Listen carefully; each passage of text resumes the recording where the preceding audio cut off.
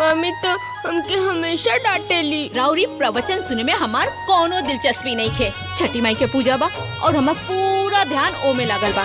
जुटल सभे छठी के बरतिया, घाटे गुंजे जय जयकार, घाटे गुंजे जय जयकार।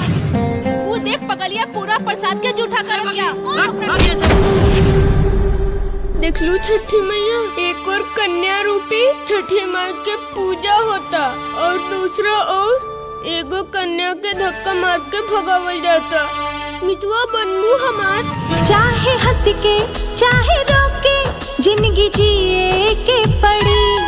मितवा मितवा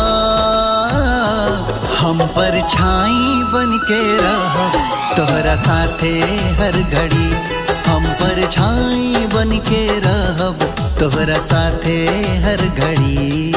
दिन रात तू पगली के पीछे दीवाना बनल बा। कुछ ऊंच नीच हो जाई तो मुंह में करिखा पोता जाई। बोला इते माँ बने वाली बाड़ी। चल यहाँ से। एकरा जहाँ चाहे बचाओ, जिए चाहे मरे। छठी मैया, अरे लोग अपन कुल खानदान चलावे खातिर लड़का मांगे, लेकिन तू हमरे मितवा के ना लड़की दी है, बेटी। बाबू तो चल गईली दुनिया छोड़ के।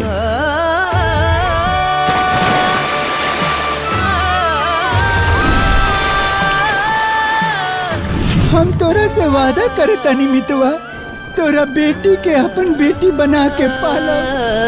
चंदा भी तू ही, सितारा भी तू ही, जियला के हमरे सहारा भी तू ही। सगर सुख मुन्नी कहाँ हो गई?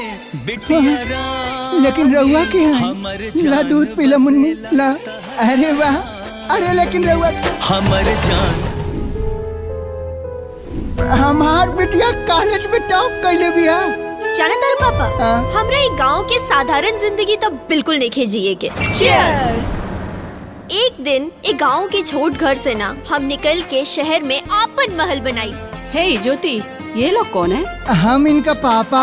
मेरे पापा ने इन लोग को भेजा है गांव से कुछ मैसेज लेके। खेला जब के समैया खेला बुलस, सोचनी ना वो दिन भी हमके देखा बुलस।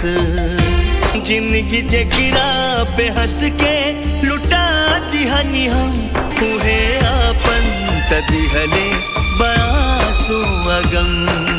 पापा हमरा के 7 लाख रुपया अरेंज करके भेज दो। लेकिन हमार औकात नहीं खे 7 लाख रुपया को बेटा। इतना बड़ हैसियत ना रहे तो हमरा के इतना बड़ बड़ सपना दिखोला काहे के पापा?